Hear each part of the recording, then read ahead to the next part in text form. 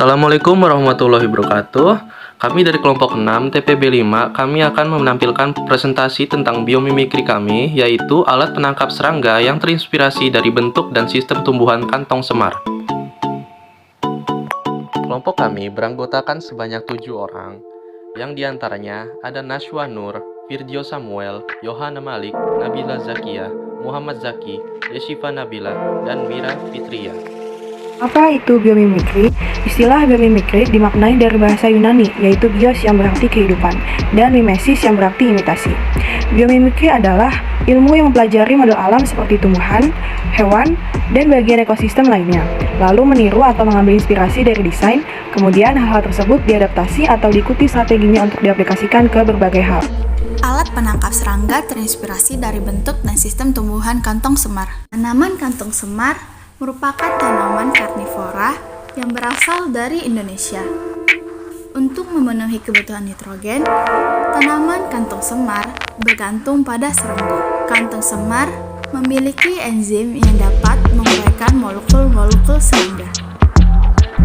Kantong semar menarik perhatian serangga dengan nektar manis. Dengan dinding yang licin, kemudian serangga jatuh ke dalam kantong yang di dalamnya terdapat cairan enzim protease. Serangga tidak dapat naik kembali karena bagian dalam kantong semar dilapisi zat jenis lilin. Lama-kelamaan, serangga yang terjebak akan dilebur oleh enzim protease yang terdapat dalam kantung perut kantong semar. Enzim ini berfungsi mengubah protein yang terdapat dalam serangga menjadi zat nitrogen yang berguna untuk pertumbuhan tanaman. Konsep alat Nepen Trap. Bisa kita lihat di sini, bagian atas Nepen Trap menjadi bagian tempat keluar masuknya serangga. Untuk itu, pada bagian atas Nepen Trap diletakkan semacam atraktan. Bagian luar tutup Nepen Trap akan diberi warna hitam, dan pada beberapa titik warna merah sebagai titik untuk serangga masuk. Hal ini dikarenakan serangga, apalagi sejenis nyamuk, tidak dapat melihat dalam gelap.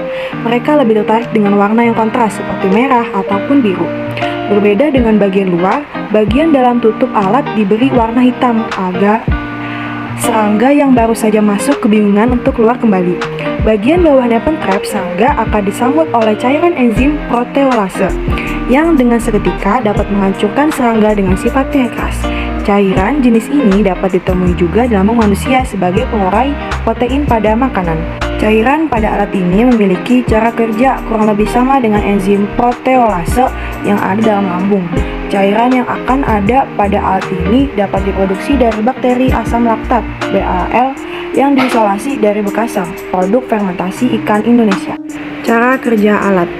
Serangga akan datang karena mencium bau antraktan yang ada di bagian leher Nepen Trap. Serangga mulai masuk ke dalam alat dan tidak dapat keluar karena sistem dinding bagian dalam Nepen Trap. Serangga terjebak di dalam Nepen Trap. Serangga mulai dicerna oleh enzim protease dan molekul serangga terurai. Bau serangga yang sudah membusuk tidak akan tercium karena seluruh molekul serangga sudah terurai oleh enzim yang ada. Nepen Trap yang telah didesain dengan sedemikian rupa pun memiliki bau antraktan yang disukai serangga di bagian leher atas alatnya. Sebagai orang yang akan memakai alat, juga tidak perlu terganggu dengan bau serangga yang sudah membusuk terlalu lama, karena serangga yang masuk akan otomatis hancur dalam cairan dalam waktu singkat.